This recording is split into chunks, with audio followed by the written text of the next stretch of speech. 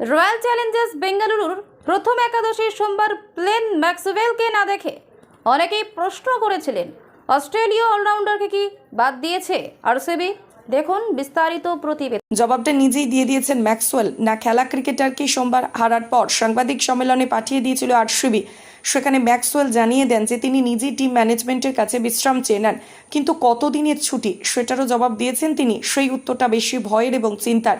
Maxwell জানিয়ে দিয়েছেন যে তিনি আইপিএলে আবার কবে মাঠে নামবেন ঠিক নেই। অনির্দিষ্টকালের জন্য ছুটি চাওয়ার কারণ ব্যাখ্যা করে তিনি বলেন, গত বৃহস্পতিবার মুম্বাইয়ের কাছে হারার পর সোজা ক্যাপ্টেন আর কোচের কাছে চলে গিয়েছিলাম। ওদের বলেছিলাম এবার আমার বদলের অন্য কাউকে খেলানোর সময় হয়েছে। এরকম পরিস্থিতিতে আগেও পড়েছি। এই সিদ্ধান্ত নেওয়াটা নিজের কাছে একেবারেই কঠিন ছিল না বলেই জানিয়েছিলেন তিনি। কবে ফিরবেন জানতে চাইলে ম্যাক্সওয়েল বলেন, শরীর আর মনকে বিশ্রাম দেওয়ার সময় হয়েছে। এরপর যদি আদৌ আমাকে দলের দরকার হয় তখন যেন শারীরিক ও মানসিকভাবে চাঙ্গা হয়ে ফিরতে পারি।